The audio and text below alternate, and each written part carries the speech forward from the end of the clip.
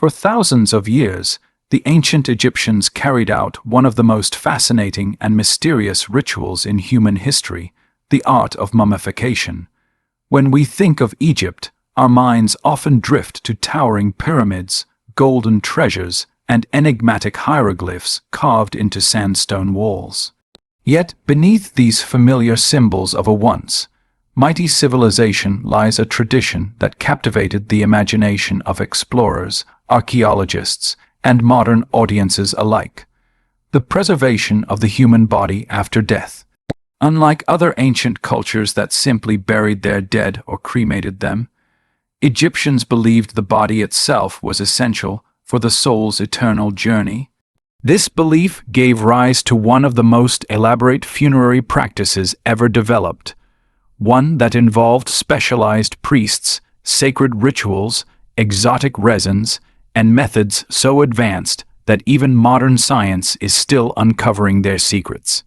Imagine standing in the desert 4,000 years ago, watching priests in jackal masks carefully cut open a body and treat it with oils, herbs, and minerals, all while chanting prayers to ensure the deceased would find peace in the afterlife.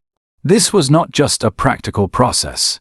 It was a deeply spiritual act, one tied to religion, politics, and identity. But why did the Egyptians go to such extraordinary lengths? At the core of this tradition was their belief in the Ka and the Ba, spiritual elements that needed a physical vessel to survive. In their world, death was not the end but a transition, and the body served as a kind of anchor that allowed the soul to move freely between the living world and the divine realm. If the body decayed, the soul would be lost forever. So, mummification wasn't just about preservation. It was about salvation. This belief system transformed Egypt into a land obsessed with death, but not in a morbid sense. Instead, it reflected their obsession with eternity. To an Egyptian, life was fleeting, but the afterlife stretched on forever, and one's status in that eternal world depended entirely on how carefully the body and soul were prepared for the journey. The origins of this practice stretch back to Egypt's earliest days, long before the Great Pyramids of Giza were ever constructed. Archaeologists have discovered naturally mummified remains buried in shallow desert graves, where the arid sand preserved bodies without human intervention. Over time, the Egyptians studied these natural mummies and sought to replicate the process artificially. By the Old Kingdom, around 2600 BCE, embalming had become a ritualized craft, carried out by specialized priests who guarded their secrets closely. Each embalmer had his role. Some focused on removing internal organs, others on applying resins and natron salts, while others recited sacred spells. The process could take up to 70 days, and it was not a service available to everyone. It was reserved for royalty, elites, and those wealthy enough to afford it. The mummification industry was not only a religious practice, but also an economic powerhouse. Families spent fortunes on burial goods, amulets, sarcophagi, and elaborate tombs, all of which kept craftsmen, priests, and embalmers in demand. The bodies of pharaohs, queens, and high officials were often preserved in breathtaking detail. Their skin, hair, and even facial features visible thousands of years later. Today, when we gaze upon the mummy of Ramses II, or the golden mask of Tutankhamun, we are not only seeing artifacts of history, but also the success of a system designed to defeat time itself. And yet, behind all the sacred rituals and shimmering treasures, there was a human element that makes mummification even more intriguing. Imagine being an ordinary Egyptian living in a small village near the Nile. Death was a constant presence. Disease, accidents, and wars cut lives short. The promise of mummification wasn't just for pharaohs, it was an aspiration. Commoners could never afford the elaborate tombs and golden sarcophagi, but many hoped for at least some version of preservation, even if it was a simplified process. This desire reflected the Egyptian belief that eternal life should not be reserved for the rich alone. The enduring fascination with Egyptian mummification is not only due to its ritual complexity, but also its sheer mystery. For centuries, outsiders were baffled by the practice. When ancient Greek historians like Herodotus wrote about it, they described it with a mix of awe and confusion, often adding embellishments that blurred fact and myth. Later, during the Middle Ages, European traders even ground up mummies into powder, believing they had magical healing properties. The irony of this macabre practice is staggering. Bodies meant for eternal preservation were destroyed to serve a superstition. Yet the fascination endured, and even today, mummies fill museums around the world, drawing millions of visitors who are still captivated by Egypt's ancient obsession with life after death. This first glimpse into the world of Egyptian mummification shows us that it was never just about keeping the body intact. It was about faith, power, economics, and the eternal human struggle against time itself. But the story doesn't end here. In the next part of our journey, we'll step deeper into the embalmer's workshop, uncovering the exact tools, substances, and step-by-step procedures used to turn flesh and bone into eternal relics, revealing secrets that remained hidden for thousands of years. Step inside the embalmer's workshop in ancient Egypt, and you would immediately sense that you were entering a place both practical and sacred. The air was heavy with the sharp, mineral scent of natron salts and the resinous aroma of cedar oil. Shadows danced on the mud brick walls as flickering oil lamps illuminated priests in masks, their movements slow and deliberate, as if every gesture carried eternal weight. This was no ordinary workspace. It was a laboratory of eternity, a theater of faith, and a business of survival all at once.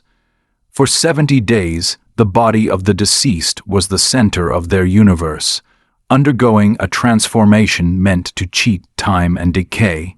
The tools were simple by modern standards: bronze blades, hooks, bowls, and linen. But in the hands of trained embalmers, they became instruments of immortality. The process began with a decision: how much preservation the family could afford. There wasn't a single one-size-fits-all a style of mummification. The wealthy elite commissioned the full ritual, while middle-class families might choose simpler versions, and the poorest often had no embalming at all. But for those who could afford it, the first critical step was removing the internal organs, which the Egyptians believed were the first to decay. This task fell to a specialized priest called the bearer. Using a hooked instrument inserted through the nostril, the brain was carefully extracted in fragments, a detail that still fascinates and horrifies modern audiences. Contrary to popular belief, the Egyptians did not value the brain as the seat of intelligence. They thought it was useless. To them, the heart was the true center of wisdom and emotion, and it was carefully preserved inside the body or replaced with a carved amulet when missing. Next came the removal of the lungs, stomach, intestines, and liver. These organs were cleaned, dried, and stored in canopic jars, beautifully carved containers topped with the heads of protective deities. Each jar had its guardian. Imseti, the human-headed god, watched over the liver. Hapi, with a baboon's head, protected the lungs. Duamutef, the jackal-headed guardian, safeguarded the stomach. And Kebesenuf, with a falcon's head, took care of the intestines. These jars were not just containers, but spiritual protectors, ensuring that the essence of these organs would remain intact for the afterlife. In some periods of Egyptian history, the jars held only symbolic representations rather than the actual organs, but their presence in the tomb was always essential. Once the body was emptied, the most important stage of preservation began: desiccation.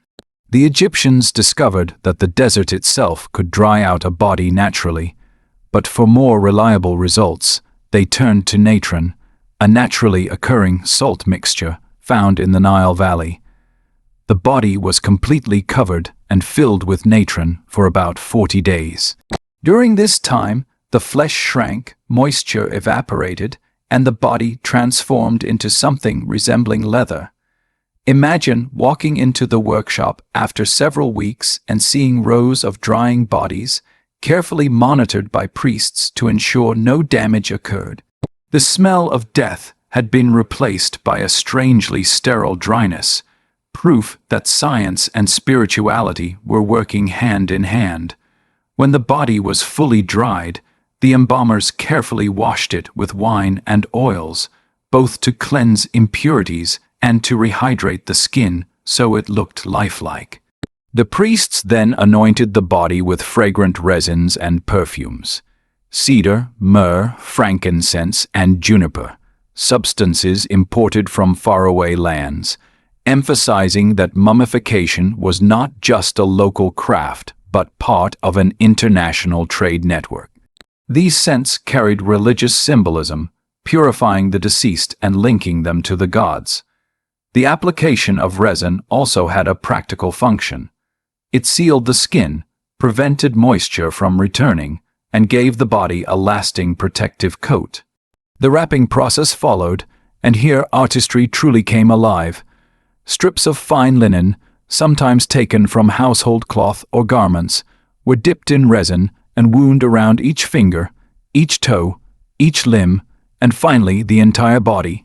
Spells from the Book of the Dead were recited during wrapping, with amulets placed strategically between the layers.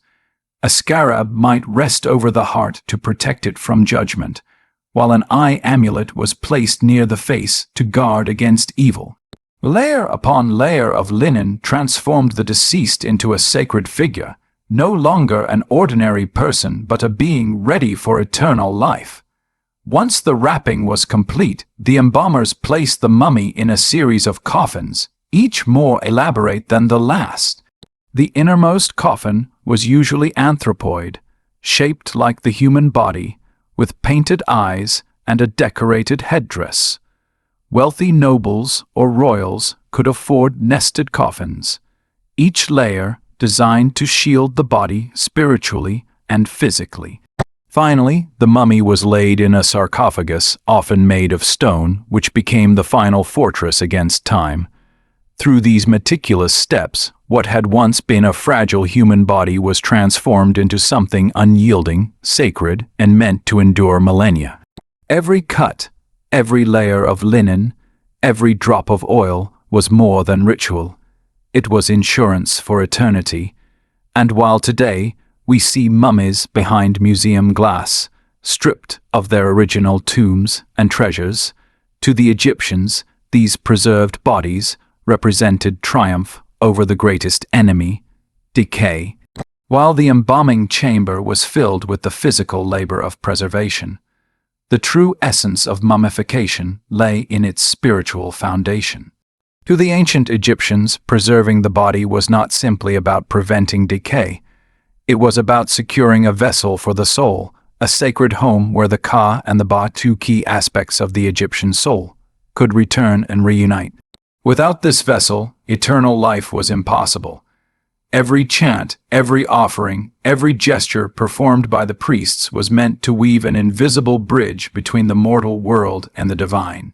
The body, now wrapped and perfumed, was not merely a husk but a sacred shell infused with cosmic importance. Imagine standing in a temple courtyard during the ritual, the sun sinking low on the horizon, priests raising their arms in prayer, incense smoke curling into the air like a staircase for the soul, and you begin to sense how the Egyptians saw death not as an end but as a sacred transformation. One of the most vital spiritual dimensions of mummification was the reading of spells from what modern scholars call the Book of the Dead. This was not a single book, but rather a collection of spells, hymns, and instructions compiled over centuries. These texts served as a guidebook for the deceased on their perilous journey through the underworld. known as the Jewat.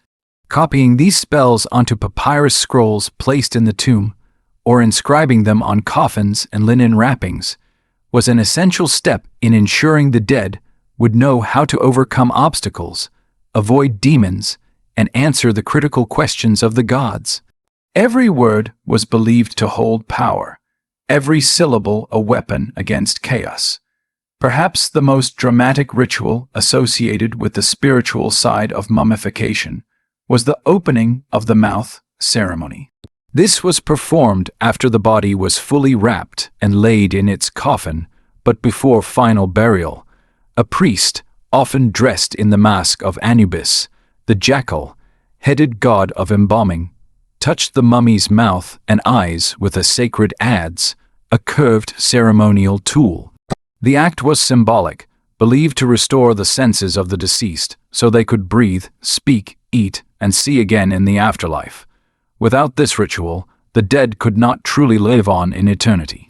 The words chanted during this ceremony are haunting in their intent.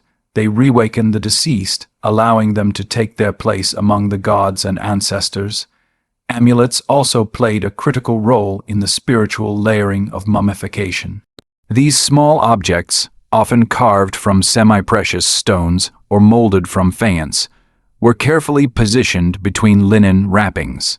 Each had a specific meaning: the eye of Horus to protect against evil, the scarab beetle to safeguard the heart, the jed pillar to symbolize stability, and the ankh to grant eternal life. For wealthy individuals, dozens or even hundreds of amulets might be used, transforming the body into a sacred bundle of protective magic. The placement of each amulet was deliberate, guided by ritual texts and priestly knowledge.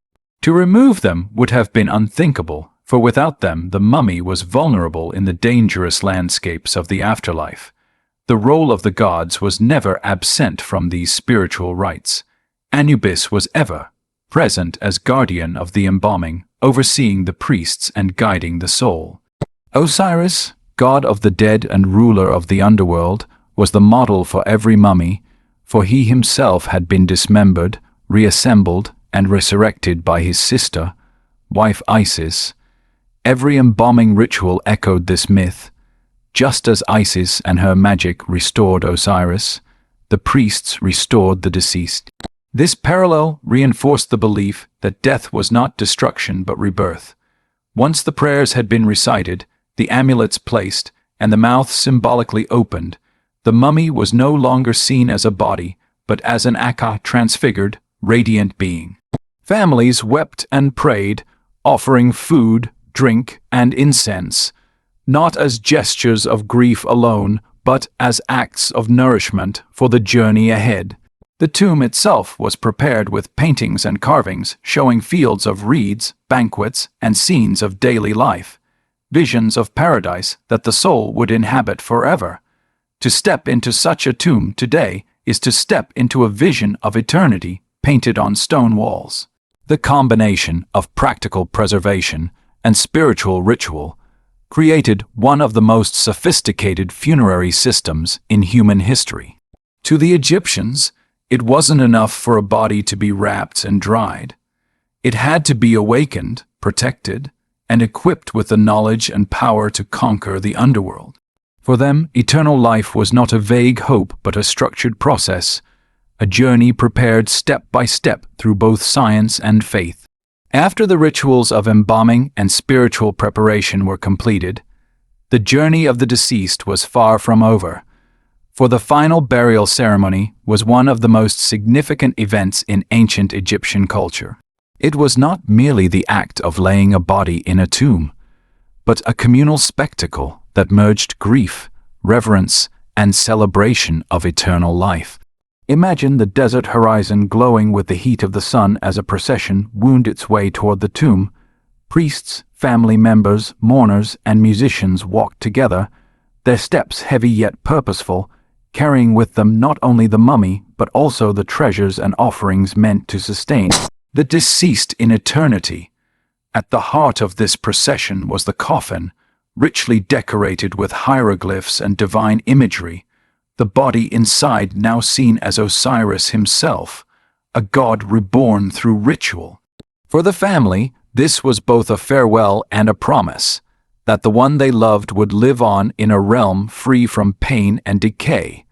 The journey to the tomb was accompanied by a symphony of sounds and sights. Women hired as professional mourners wailed loudly, beating their chests and smearing dust in their hair as an outward expression of grief. These acts were not seen as theatrics, but as sacred traditions, ensuring that the sorrow of the living echoed into the spiritual world. Musicians played flutes and drums, their rhythms mocking the slow procession through the desert sands. Priests burned incense, its fragrance rising into the sky, symbolizing prayers being carried to the gods. Each element of this funeral procession was carefully orchestrated, binding the living and the dead in a final shared journey. As the procession reached the tomb, the ceremony intensified. The coffin was set before the entrance, and priests performed offerings of bread, beer, vegetables, and meat, setting them on altars as nourishment for the deceased's spirit. Water was poured in libation, cleansing and refreshing the journeying soul.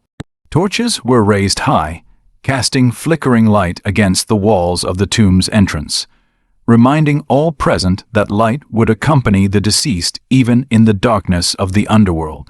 At this moment, the deceased was no longer considered human but divine, one who had crossed the threshold between life and death. Inside the tomb, everything had been meticulously prepared. Walls were painted with scenes of daily life, fishing in the Nile, harvesting crops, attending feast. All idealized images of paradise. These were not simply decorative, they were magical aids, ensuring that the deceased would experience joy and abundance forever. Hieroglyphic inscriptions recorded prayers and spells, reinforcing the spiritual security of the tomb. The burial chamber itself was the heart of this eternal home, with the sarcophagus placed in the center, surrounded by treasures. Gold jewelry, amulets, statues of gods, alabaster jars of perfumes and oils, and even everyday items like combs, board games, and furniture were buried alongside the dead. These items were not chosen at random. Each carried symbolic weight, ensuring comfort and power in the afterlife. For kings and queens, the treasures could fill entire rooms, dazzling with gold and precious stones, while for commoners the offerings were simpler but no less meaningful. The sealing of the tomb was perhaps the most dramatic moment of all. Priests recited final prayers, calling upon Anubis and Osiris to guide the soul safely. The coffin was lowered into the sarcophagus, the lid slid into place with solemn care. Families often broke down in tears, knowing this was their final moment in the presence of their loved one. Yet, there was also hope. Hope that the one entombed would awaken in the fields of reeds, the Egyptian vision of paradise, and watch over them as a blessed ancestor.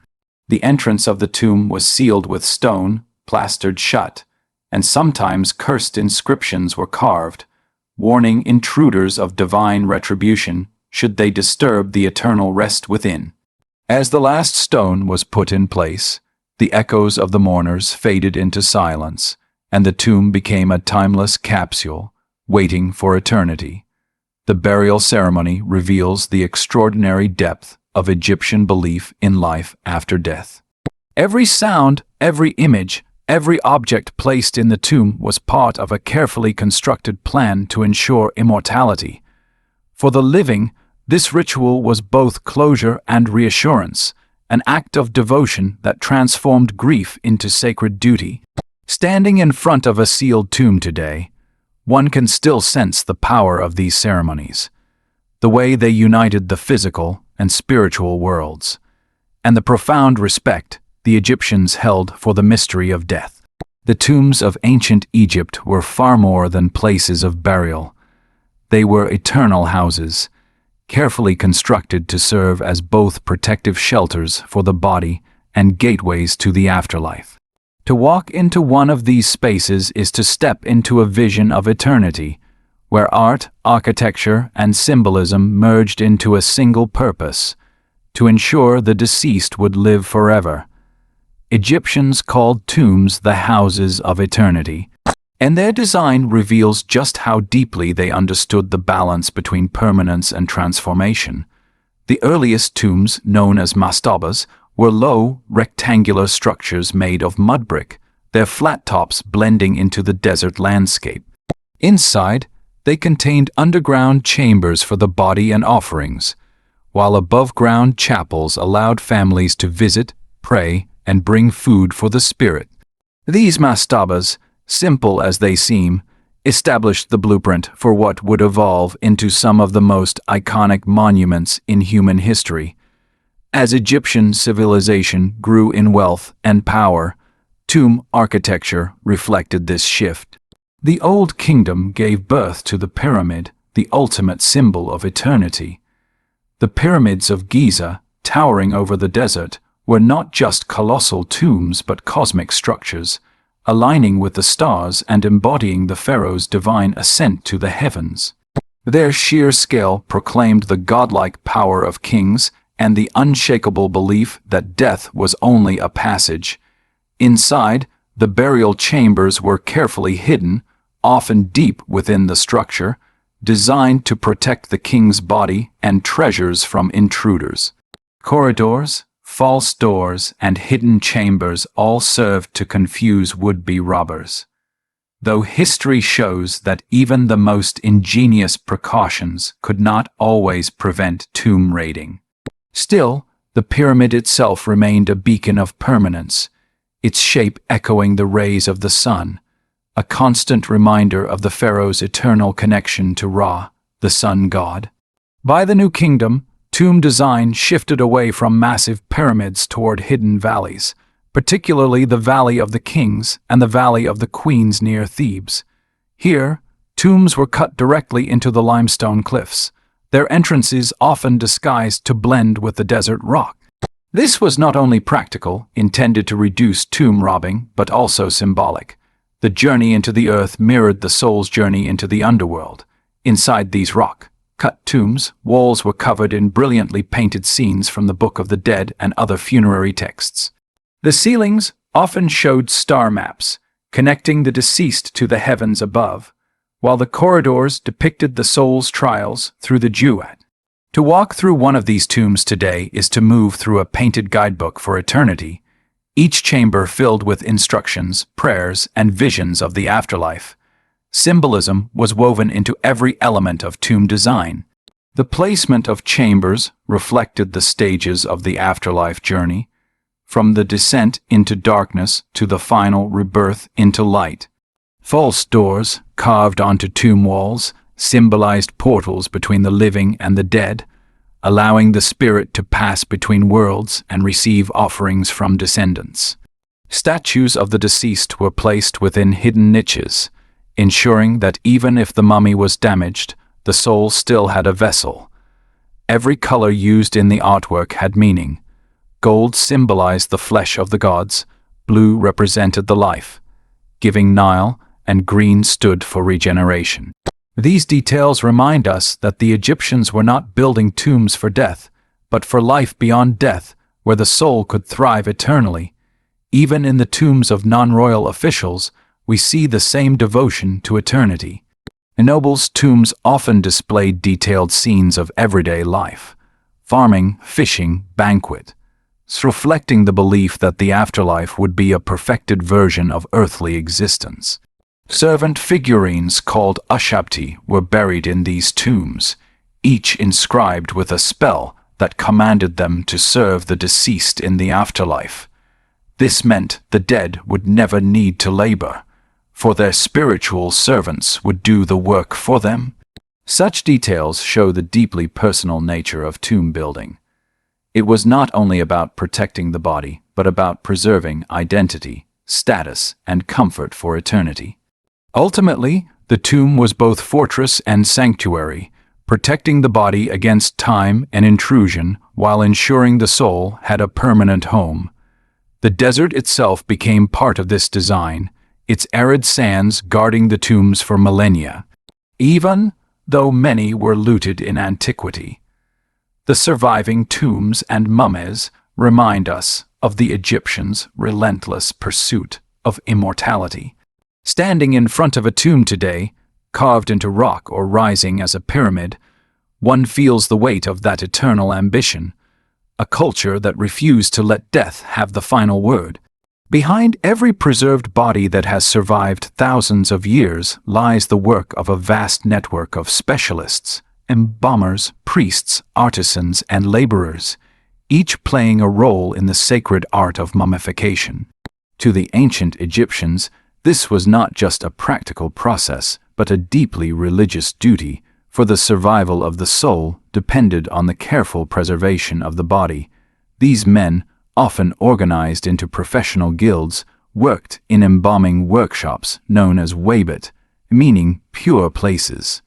Such workshops were usually located near cemeteries and temples, separated from daily life because the process was sacred and required ritual purity. Embalmers were highly respected, yet also viewed with a mix of reverence and suspicion. Their constant contact with corpses placed them close to the divine, but also near the realm of impurity. Still, families trusted them with the greatest responsibility of all, ensuring their loved ones would endure for eternity. At the heart of the process were the chief embalmers, often wearing masks of Anubis, the jackal, headed god of mummification. These men acted almost like high priests, reciting spells from funerary texts while overseeing the intricate preparation of the body. They were responsible for opening the corpse, removing the internal organs, and drying the body with natron, but each step was performed with ceremonial care. The removal of the brain, for example, was not just a surgical act, but a ritual, sometimes accompanied by prayers asking for the safe return of the spirit to its renewed body. The heart, believed to be the seat of wisdom and morality, was often left in place or replaced with an amulet to ensure the soul would pass judgment in the afterlife. These priests understood that every action had both a physical and spiritual consequence, and a single mistake could doom the deceased's eternal journey. Surrounding the chief embalmers were teams of assistants who performed specialized tasks. Some were responsible for washing and purifying the body with water from the Nile, considered sacred and life-giving. Others prepared resins, oils, and incense, blending materials imported from across the ancient world. Frankincense from Arabia, cedar oil from Lebanon, myrrh from East Africa. The preparation of these substances was itself a skilled craft, for the embalmers had to know how to combine them to preserve flesh, ward off decay, and symbolically purify the body. Meanwhile, other workers handled the delicate art of wrapping, measuring strips of linen, coating them in resins, and binding them with spells inscribed on small papyrus slips or amulets tucked between the layers. Artisans also played a vital role in the embalming industry. Some specialized in carving canopic jars, others in shaping protective amulets like the scarab beetle, the eye of Horus, or the ankh. These objects were not decorative trinkets, but spiritual tools believed to shield the dead from harm and guide them through the underworld. Coffin makers crafted elaborate wooden or stone sarcophagi, their surfaces covered with hieroglyphs and painted scenes depicting gods, protective spells, and visions of the afterlife. Even the painters and scribes who decorated the coffin or tomb contributed directly to the mummification process, for their images and words were thought to come alive in the spirit realm. Every individual involved in this chain of work was part of a sacred duty, ensuring the body, spirit, and soul remained intact. Priests of different ranks conducted the religious aspects of the process. The Sem priest, one of the highest ritual officiants, often performed the opening of the mouth ceremony on the completed mummy. This act, involving the symbolic touching of the mummy's mouth and eyes with special tools, was believed to restore the deceased's ability to see, speak, and breathe in the afterlife. Lesser priests recited hymns and protective spells throughout the embalming period, filling the workshop with the sound of sacred words meant to guard against evil forces. Their presence highlighted that embalming was not a hidden act of science but an open collaboration between medicine, magic, and devotion. Interestingly, recent archaeological discoveries have shed new light on how organized and sophisticated these embalming workshops were.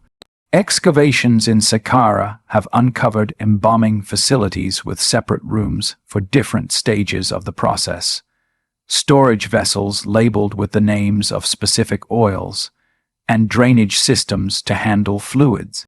These finds show that mummification was not a mysterious, improvised practice, but a carefully managed industry, blending religion with technical expertise. Families paid significant sums for embalming, with options ranging from elaborate multi-month preparations for the wealthy to simpler, quicker methods for the poor.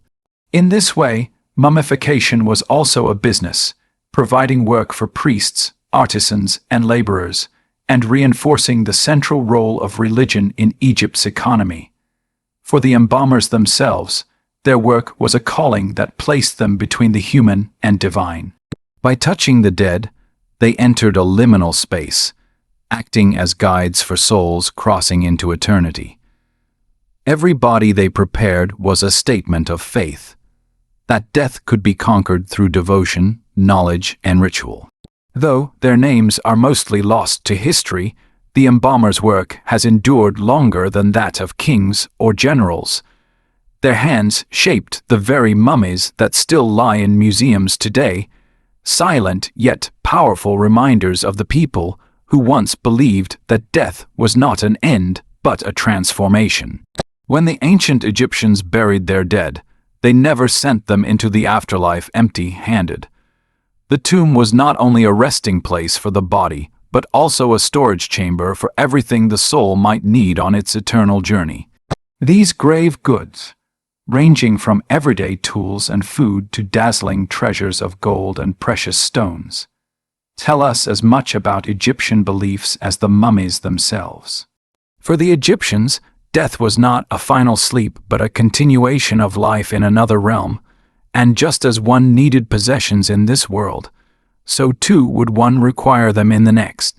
Even the humblest burials contained offerings of bread, beer, or pottery, while the tombs of pharaohs and nobles overflowed with luxury, all intended to equip the deceased for eternity. Food offerings were among the most essential grave goods.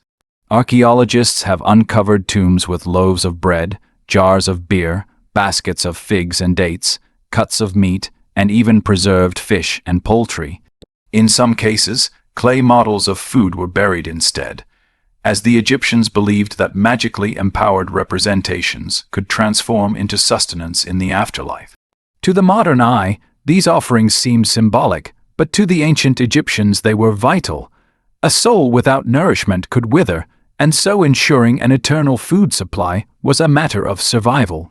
Alongside food, drink was equally crucial.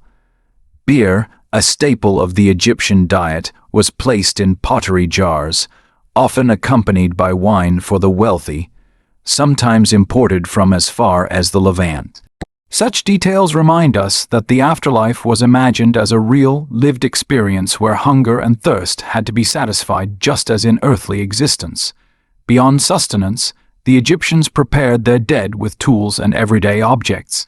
In workers' and officials' tombs, archaeologists have found combs, mirrors, razors, cosmetic jars, and even board games such as Senet, which was thought to have a spiritual dimension as a metaphor for the soul's journey through the afterlife. Figurines of servants, called ushabti, were particularly common. These small statues were inscribed with spells commanding them to perform labor for the deceased. If the gods required the soul to plow a field or carry water in the next world, the ushabti would spring to life and do the work. For the wealthy, entire armies of these figurines were included, ensuring a life of leisure even beyond death. Such practices reveal the Egyptians' remarkable ability to merge practicality with spirituality, providing both comfort and protection through symbolic means. Amulets were another indispensable form of grave good. The scarab beetle, symbolizing rebirth, was one of the most common, often placed over the heart. The Eye of Horus protected against evil, while the ankh represented eternal life. Each amulet was placed in a specific location on the body during wrapping, its position corresponding to the organ or function it was meant to protect.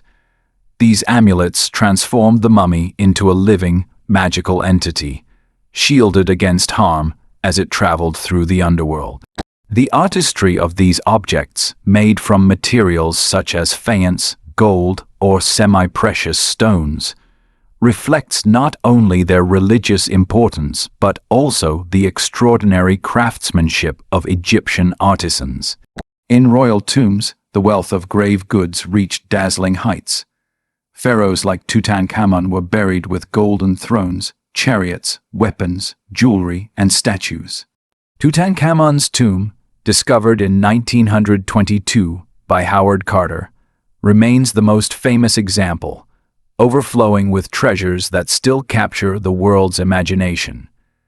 His burial chamber contained a solid gold coffin, masks of exquisite detail, and ornaments encrusted with lapis lazuli and turquoise. These objects were not intended for display but for use in eternity, granting the young king comfort, power, and divine protection as he journeyed among the gods. The fact that so many of these treasures remained untouched for millennia provides us with an unprecedented glimpse into royal burial customs, highlighting just how seriously Egyptians took their preparations for the afterlife. Weapons and tools also found their place among the grave goods, particularly for male burials. Daggers, bows, shields, and chariots were interred alongside rulers and warriors, symbolizing their ability to defend themselves in the afterlife. For women, jewelry and cosmetics often played a prominent role, not just for adornment but as symbols of rebirth and beauty restored for eternity. Children were given toys or small figurines, a poignant reminder that even the youngest souls were imagined to continue a full life beyond the grave. Each object carried meaning, and nothing was placed in a tomb without purpose. Ultimately, these grave goods reveal a world that blurred the boundaries between the physical and the spiritual. To the Egyptians, a loaf of bread, a golden necklace, or a carved figurine was more than an object. It was a vessel of magical power, animated by ritual and belief. By surrounding the deceased with these items, families ensured that their loved ones could step into the afterlife fully prepared, equipped for both survival and splendor. Today, when we see these goods displayed in museums, they appear as artifacts of history, but to their original owners they were lifelines to eternity. They remind us that the Egyptians were not obsessed with death, but with continuity, striving to make the afterlife as rich and meaningful as the world they left behind. For the ancient Egyptians, mummification was never an end in itself. It was a preparation for the extraordinary journey that awaited every soul after death. The Egyptians believed that the spirit, made up of multiple parts such as the Ka life force, Ba personality, and Ak the transfigured soul, would separate from the body at death, but required the preserved form to return to. Once burial was complete, the true adventure began, a perilous voyage through the underworld, or Juat, where the soul faced trials, demons, and gods before reaching judgment. The Juat was not a place of punishment in the sense of later religions, but rather a cosmic landscape filled with gates, rivers, deserts, and caverns, each guarded by supernatural beings. The Egyptians believed the deceased needed magical spells, amulets, and the proper funerary rites to navigate this treacherous realm, which is why texts like the Book of the Dead were inscribed on tomb walls or written on papyrus scrolls and buried with the dead. These guides acted as instruction manuals, offering the right prayers and passwords to overcome every obstacle. Central to this journey was the weighing of the heart, one of the most iconic images of Egyptian religion.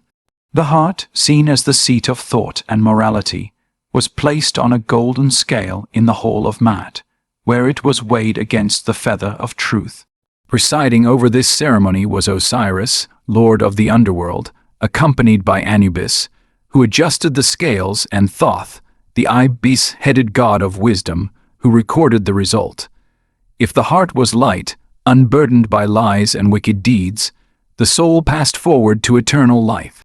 But if the heart was heavy with sin, it was devoured by Ammit, a terrifying creature with the head of a crocodile, the body of a lion, and the hindquarters of a hippopotamus. This second death.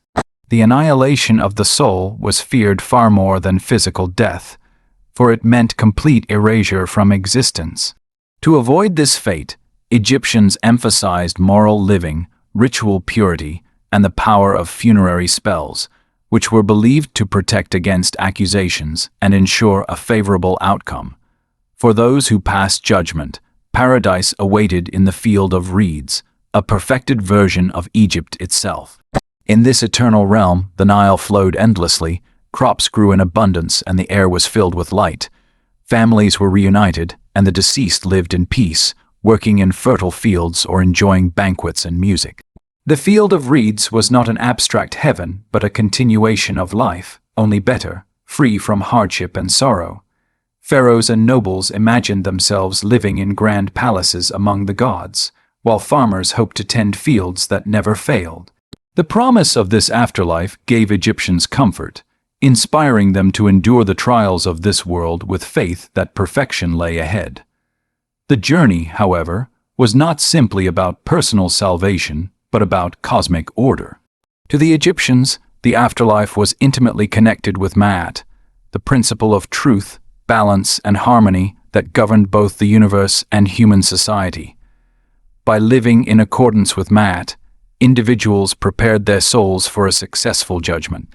By contrast, those who disrupted harmony, through injustice, dishonesty, or rebellion, risked eternal destruction. This idea reveals why Egyptians invested so much in funerary practices, preserving the body, equipping the tomb with goods, and ensuring the correct rituals were not acts of superstition, but essential steps in maintaining cosmic balance. One fascinating detail is how individualized the afterlife journey could be. Tomb inscriptions often depict the deceased interacting with different gods depending on their personal devotion, profession, or social status. A scribe might emphasize his ability to recite spells with precision, while a soldier might highlight his courage in facing hostile forces in the Duat. This flexibility shows that the afterlife was not imagined as a single uniform path, but as a journey shaped by each person's identity and deeds. Still, the unifying theme was always the same, the hope of reaching the field of reeds, where existence would continue in harmony forever. Today, when we look at Egyptian funerary texts or gaze at the painted walls of tombs, we are not simply seeing religious art but psychological maps of how humans have long tried to make sense of death. The Egyptian afterlife reflects both fear and hope, the fear of annihilation and the hope of eternal renewal. The elaborate rituals of mummification, the treasures placed in tombs, and the prayers inscribed on papyri all served one purpose: to guide the soul through uncertainty and secure its place in paradise. For the Egyptians, death was not an ending but a passage, and through faith, ritual, and preparation, they believed it was possible to conquer the darkness and live forever in the light. The story of mummification did not end in the tombs of ancient Egypt. Its legacy continues to captivate us thousands of years later, shaping not only our understanding of the past, but also our fascination with mortality itself. Modern archaeology has transformed what was once seen as superstition into a sophisticated science, revealing the extraordinary skill of ancient embalmers. Through CT scans, DNA analysis, and chemical studies of resins, Scientists today can reconstruct every stage of the mummification process, uncovering not only how Egyptians preserved the dead, but why. For example, microscopic analysis of mummies has shown that embalmers used a complex mixture of plant oils, resins, and minerals, some imported from as far away as Southeast Asia, suggesting that mummification was part of a global network of trade and cultural exchange. Such findings remind us that Egypt was not isolated, but deeply connected to the wider ancient world. The fact that these materials are still detectable after thousands of years is a testament to both their preservative power and the expertise of those who applied them. At the same time, new discoveries continue to shed light on the human side of mummification. Excavations at Saqqara and Luxor have revealed embalming workshops complete with labeled jars, tools, and even written instructions, showing that mummification was not a mysterious art practiced by a chosen few, but a well-organized profession with training and specialization. Each find peels back another layer of mystery, allowing us to see the embalmers as skilled artisans and priests who blended medicine, chemistry, and spirituality into a single practice. For the Egyptians, preserving the dead was not a morbid act but a hopeful one, rooted in love for family and faith in eternity. Modern audiences, often distanced from death in daily life, find this perspective both foreign and strangely comforting. Reminder that across time, humans have always sought ways to make sense of life's final mystery. The fascination with mummies has also left its mark on global culture. From the moment European explorers first encountered mummies in the Renaissance, they became symbols of the exotic and the mysterious. By the 19th century, Egyptomania swept through Europe and America, with mummies displayed in museums, unwrapped in public spectacles, and even ground into powder for use in so-called medicinal remedies. Though these practices now seem macabre, they reflect the enduring pull of mummification as a window into the ancient world. Today, museums across the United States, from the Metropolitan Museum of Art in New York to the Field Museum in Chicago, draw millions of visitors eager to stand face to face with these preserved figures. To gaze at a mummy is to look across 30 years of history and see not just a body but a story, frozen in time. Yet, modern research has also sparked ethical debates about how we treat the dead of ancient cultures. Are mummies artifacts to be studied or individuals who deserve rest? Museums and archaeologists now approach these questions with greater sensitivity, often working with Egyptian authorities to ensure respectful handling and presentation. CT scanning and 3D imaging allow researchers to study mummies without unwrapping or damaging them, preserving their dignity while unlocking their secrets. These advances highlight how technology can balance scientific curiosity with cultural respect, ensuring that the legacy of mummification is preserved responsibly for future generations. The enduring legacy of mummification lies in what it teaches us about the universal human desire to overcome death. The Egyptians, through their devotion and ingenuity, created a system that allowed the memory, identity, and even the physical form of the deceased to endure for millennia. Their belief in an afterlife may have been rooted in their own culture, but the impulse to preserve, to remember, and to hope for something beyond death resonates across time and space. When we stand before a mummy in a museum, we are not only looking at an ancient ritual, but also at a reflection of ourselves, our fears, and our hopes. In the end, the secrets of mummification are not only about the past, but also about how we live today. They remind us that death was never seen as a defeat by the Egyptians, but as a transformation, a journey into another kind of life. Their practices, preserved in linen and stone, continue to whisper across the centuries, inviting us to imagine a world where eternity was not just a dream, but a carefully prepared reality. And perhaps that is why mummification still fascinates us, because deep down, it reflects our own timeless desire to endure, to be remembered, and to transcend the limits of mortality.